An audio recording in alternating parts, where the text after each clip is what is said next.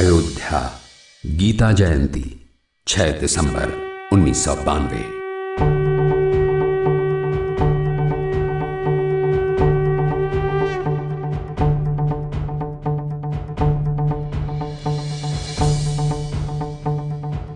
ये तस्वीरें राष्ट्र के सबसे बड़े मुक्ति संग्राम की कहानी कह रही हैं। ये तस्वीरें बता रही हैं कि जिनके आदर्शों पर चलकर भारत हजारों वर्षों से दुनिया को मार्ग दिखाता रहा, उनकी जन्मभूमि अभी भी मुक्त नहीं है।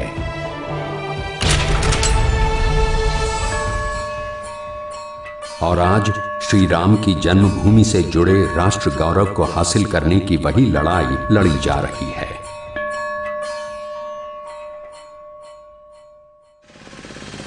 यहां आने वाले हर व्यक्ति के हृदय में अपने आराध्य की जन्मभूमि को मुक्त कराने की अदम्य इच्छा है। उसका ध्येय है कि जिस नाम का संबल लेकर हम इस लोक से परलोक तक का सफर करते हैं, उनकी जन्मभूमि को मुक्त कराना है।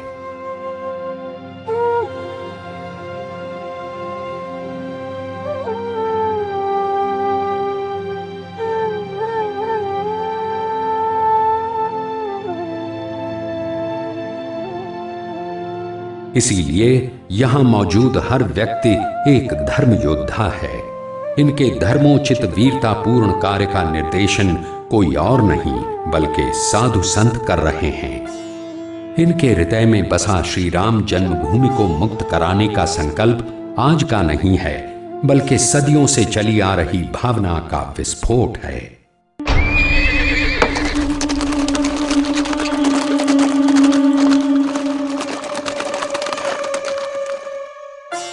हमारे देश में धर्म दर्शन ही राष्ट्र धर्म बनता रहा है और राष्ट्र की विचारधारा धर्म से जुड़कर चलती रही है।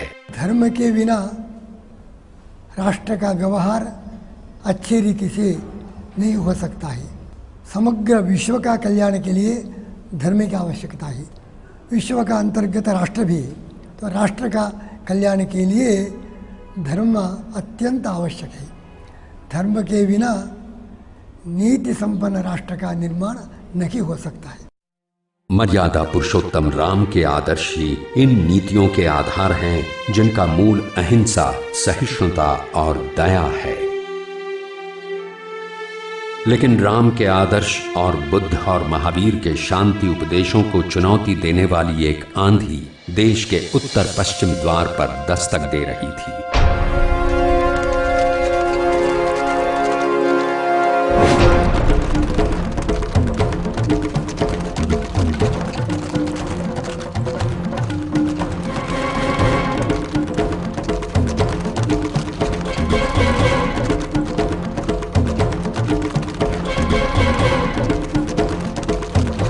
आठवीं शताब्दी में उठा हिंसा का ये तूफान भयंकर था। इससे पहले हुण, शक और कुषाण आए, लेकिन इस बार आक्रांता अत्यंत क्रूर थे।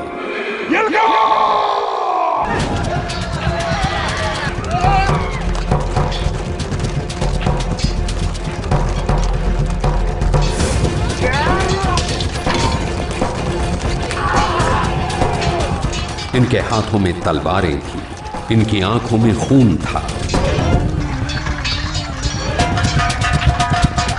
यहां रहने वालों ने इनका प्रतिकार किया। उनकी वीरता में कोई कमी नहीं थी, लेकिन शांति का संदेश देने वाले लोग खून की होली खेलना नहीं जानते थे।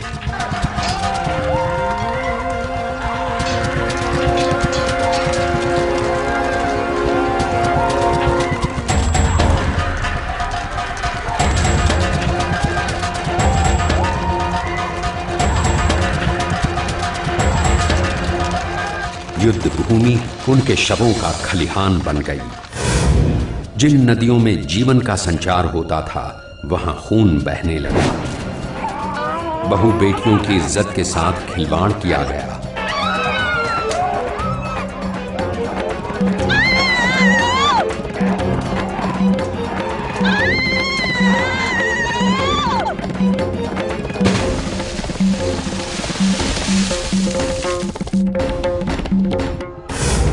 लेकिन इन हमलावरों के असली मंसूबे अभी सामने आना बाकी थे।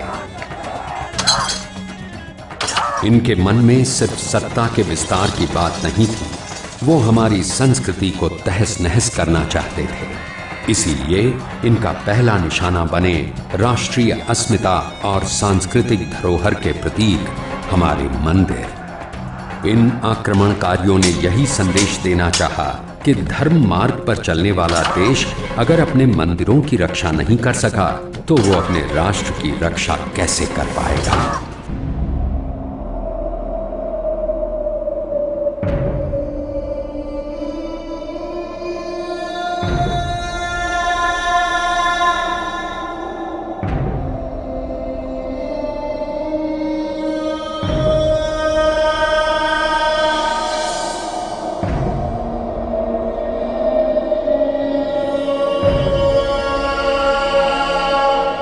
हिंसा और विनाश की इसी मानसिक परंपरा का शिकार बनी हमारी अयोध्या और श्री राम जन्मभूमि।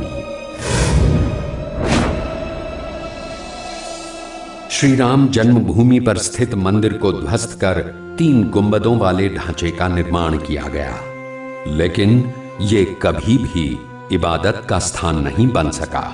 इस्लाम भी इसकी इजाजत नहीं देता। इसे तो एक विजय स्मारक के रूप में खड़ा किया गया।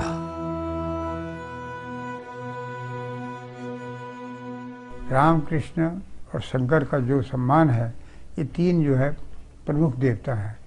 उन्होंने इन तीनों के जो विख्यात स्थान रहे हैं, प्रसिद्ध स्थान रहे हैं, जहाँ पर वो कहीं पैदा हुए हैं, वो उनको ध्वस्त किया केवल अपमानित करने के लिए।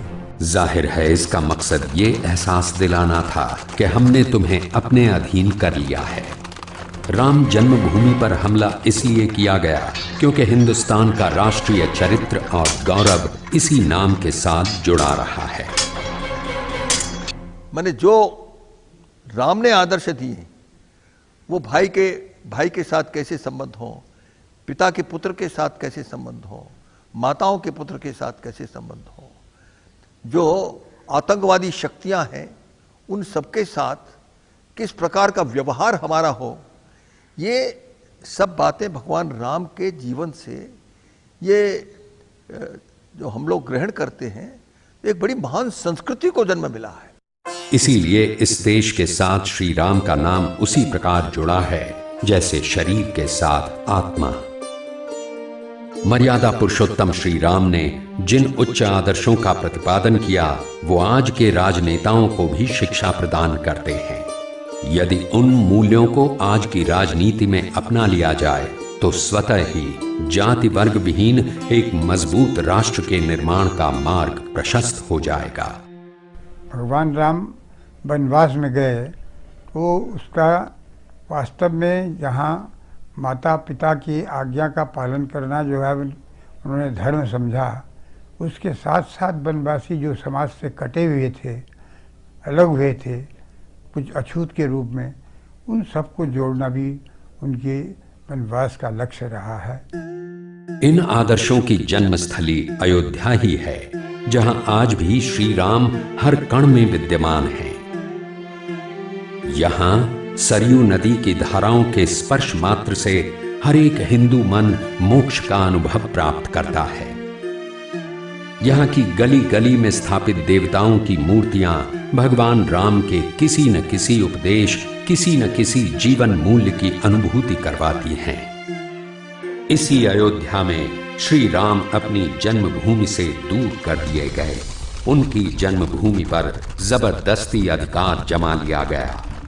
ये हिमाकत की थी बाबर के सेनापति मीर बाकी ने, जिसने अपनी सैन्य शक्ति का उपयोग कर वहां बाबर के नाम पर खड़ी कर दी एक इमारत।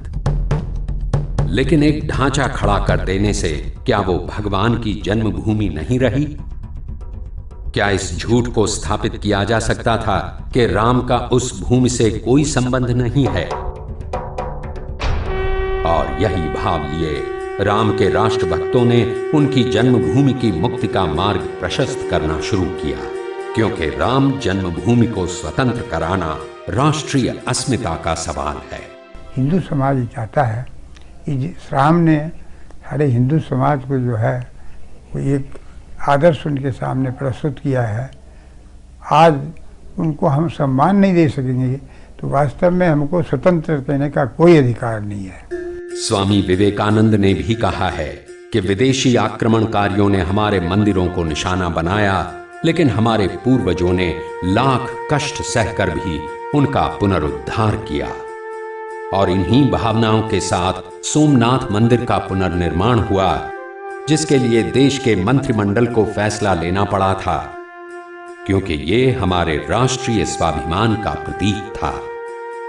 श्री राम जन्मभूमि की मुक्ति का प्रश्न इसीलिए और भी महत्वपूर्ण हो जाता है। भगवान राम धर्म और ईश्वर के युग्म स्वरूप माने जाते हैं और हम एक संकेत करना चाहते हैं। वो मर्यादा पुरुषोत्तम के रूप में हमारे सम्मुख आते हैं। उन्होंने जो मार्ग प्रशस्त किया, उस मार्ग पर चल कर के हम कल्याण प्राप्त कर सकते हैं। और जो उनकी दो कृति भारतवर्ष में शेष है, जहाँ अवतारी महापुरुष के रूप में वो प्रकट होते हैं, वहाँ सेतु बंध जो इसको कहते हैं वो उनकी देन है, और रामेश्वरम में जो शिवलिंग है वो उनकी देन है। वो दोनों कृतियाँ आज पूरे विश्व को रामभद्र की प्राप्त हैं। भगवान राम अनुकरणीय हैं, सत्पुरुष हैं, और प्रत्येक हृदय में उनकी यशोगाथा विद्यमान है। हमारे वंद्य हैं, आराध्य हैं। मां और मातृभूमि बदली नहीं जा सकती। इसी संकल्प के साथ अगस्त 1990 में भगवान राम की जन्मभूमि की मुक्ति के लिए वृंदावन में साधु संतों के सम्मेलन में राम जन्मभूमि मुक्ति आंदोलन की नींव रखी गई। श्री राम ज्योति प्रज्वलित कर पूरे देश में घुमाने और अयोध्या में कार सेवा करने का संकल्प लिया गया। अभियान बना आंदोलन। साधु संतों का अभियान बहुत जल्द स्वतः ही जन आंदोलन में परिवर्तित हो गया। लेकिन छद्म धर्मनिरपेक्षतावादी ताकतें जैसे उनके सत्कर्म के मार्ग में व्यवधान डालने का संकल्प लिए बैठी थीं। उस वक्त की उत्तर प्रदेश सरकार ने कार सेवकों को रोकने के लिए पूरी ताकत झोंक दी।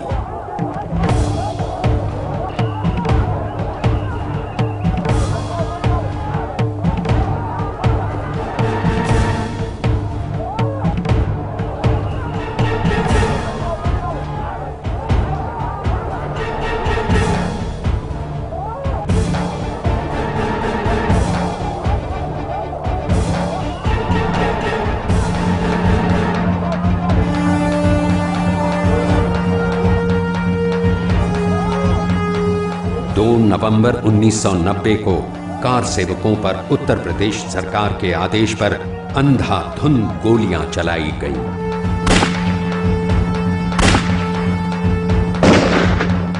ठीक उसी प्रकार जैसे जालियांवाला बाग में जनरल डायर ने देशभक्तों पर गोलियों की बौछार कर दी थी।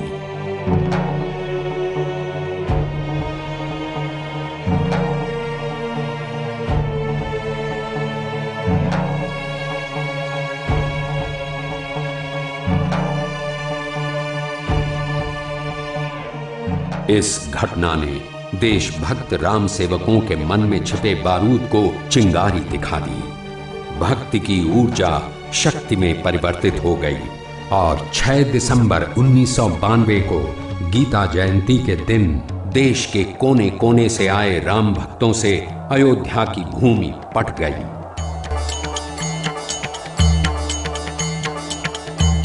यद्यपि उनका उद्देश्य था शांतिपूर्ण तरीके से दुनिया को बताना कि अब राष्ट्र गौरव को पहचान देने का वक्त आ गया है। इसकी वजह भी बिल्कुल साफ थी।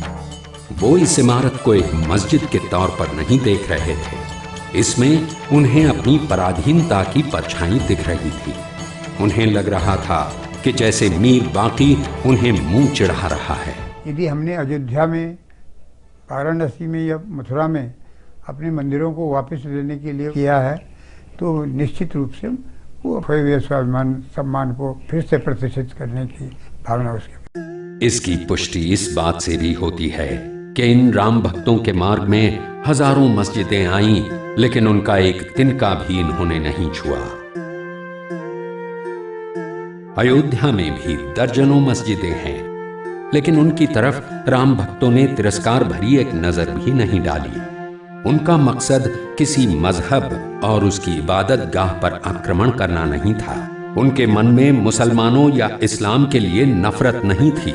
यही वजह थी कि 6 दिसंबर ही के दिन, जिस वक्त राम जन्मभूमि मुक्ति आंदोलन चल रहा था, उसके कुछ ही घंटों बाद मुस्लिम महिलाएं बाजार में रोजमर्रा की खरीदारी कर रही थीं। राम भक्तों की इन्हीं भावनाओं के ज्वार में राष्ट्र गौरव पर हमले का प्रतीक मिट्टी में मिल गया।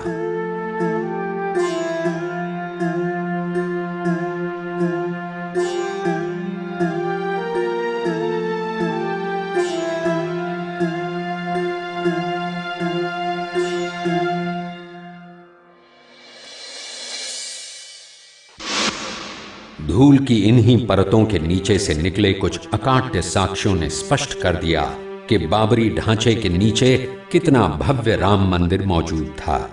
इस मंदिर और श्री राम जन्मभूमि का उल्लेख मुस्लिम इतिहासकारों ने भी किया है। अबुल फजल औरंगजेब की पौत्री वाजिद अली शाह के समकालीन मिर्जा जान, उपन्यासकार मिर्जा रजब अली बेग आदि ने साफ शब्दों में लिखा है कि अयोध्या में श्री राम जन्मभूमि पर मंदिर को ध्वस्त कर मस्जिद का निर्माण किया गया था। लेकिन ये बात सबके गले इतनी आसानी से उतरने वाली नहीं थी। इस प्रश्न के समाधान के लिए तो अदालत में लंबी लड़ाई चल रही थी। श्री राम जन्मभूमि पर पूजा और दर्शन के अधिकार का दावा करते हुए पहला मुकदमा 1950 में गोपाल सिंह विशारद ने किया। इसी साल रामानंद संप्रदाय के साधु परमहंस रामचंद्र दास ने भी इसी आधार पर मुकदमा दायर किया।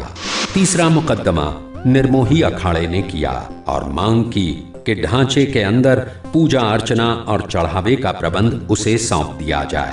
जबकि चौथा मुकदमा सुन्नी वक्फ बोर्ड ने 1961 में किया। ये सभी मुकदमे आपस में हिंदू और मुसलमान पक्षकारों और राज्य सरकार आदि के बीच में चलता रहा। उसके बाद एक आवश्यकता महसूस की गई कि चूंकि भगवान राम वहाँ स्थापित हैं, रामलला विराजमान है और वो स्थान को राम जन्मभूमि के रूप में देवत्व शक्ति प्राप्त है, जब तक उनकी ओर से कोई वाद न प्रस्तुत किया जाए तब तक इसमें वास्तविक निर्णय संभव नहीं हो पाएगा।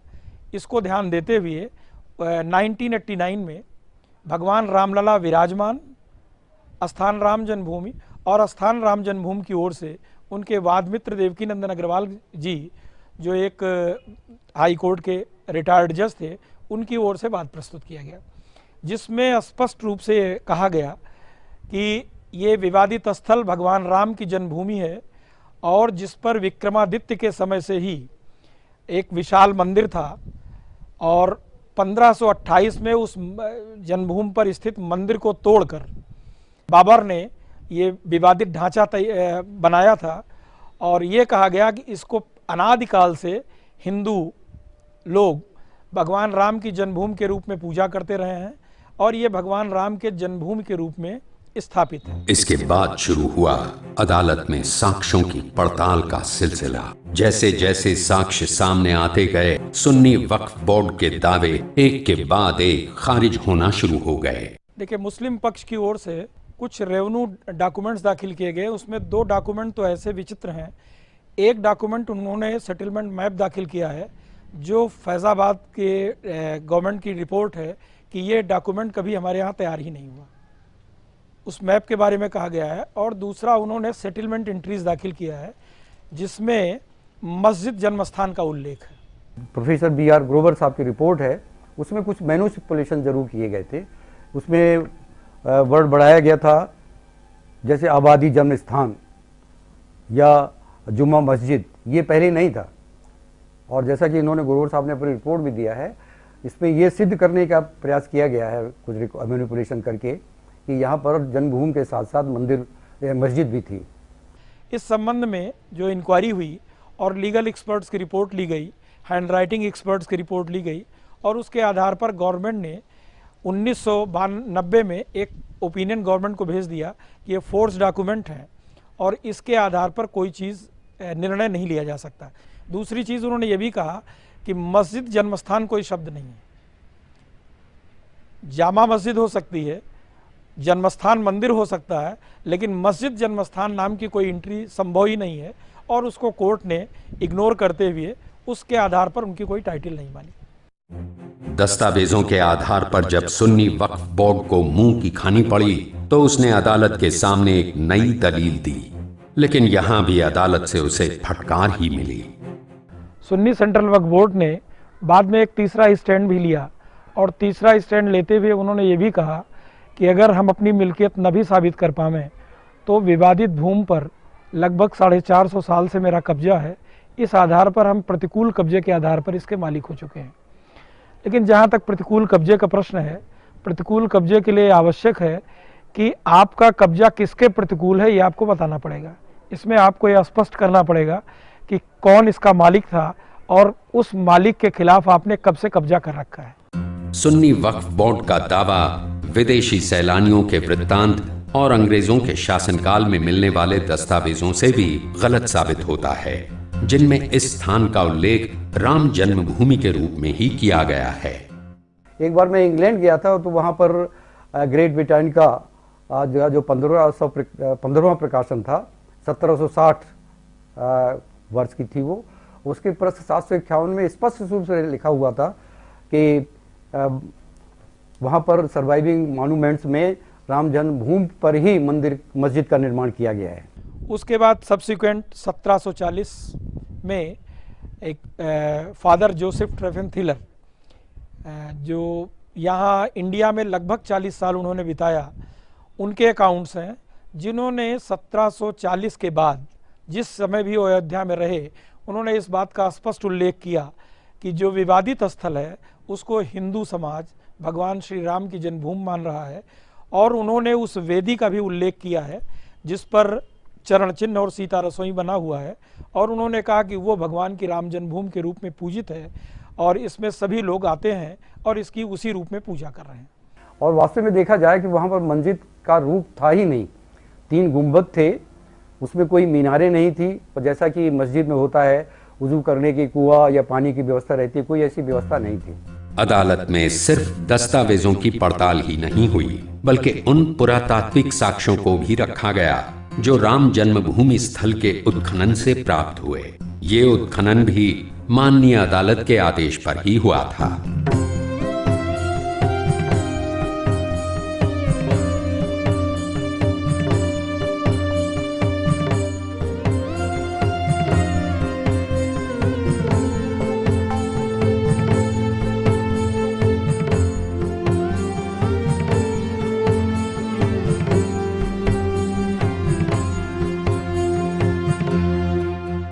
अदालत 3 सवालों के जवाब तलाश कर रही थी। पहला, क्या उस स्थल पर पहले कोई मंदिर था? दूसरा सवाल, क्या उसे मीर बाकी ने ध्वस्त कर दिया था? और तीसरा और सबसे महत्वपूर्ण सवाल, क्या वहीं श्री राम की जन्मभूमि थी? इन सभी प्रश्नों का समाधान उत्खनन से हो गया। इस प्रकरण में यह सुनिश्चित किया गया था कि उत्खनन की प्रक्रिया पूरी तरह पारदर्शी बनी रहे। प्रारंभ से ही एक मुसलमान और 2 हिंदू जजों, 3 जजेस की पूर्णपीठ, विशेष पूर्णपीठ बनी हुई है। तो उसमें यह भी रखा गया कि जो पुरातत्ववेत्ता है उसमें भी यह अनुपात रहेगा कि हिंदू और मुसलमान दोनों का अनुपात बना रहे। यहाँ तक कि मुस्लिम पक्ष की ओर से, जो कि अप्रत्याशित थी, एक स्टेज पे एक दरखास्त आई कि साहब मुसलमान मजदूर कम मिल रहे हैं, तो न्यायालय ने फिर आदेश किया कि भाई मुसलमान मजदूरों की संख्या बढ़ाई जाए और मुसलमान और हिंदुओं दोनों का इस हिसाब से अनुपात रखा जाए कि एक ट्रांसपेरेंसी मेंटेन रखे। उत्खनन से लेकर अनुसंधान तक महत्व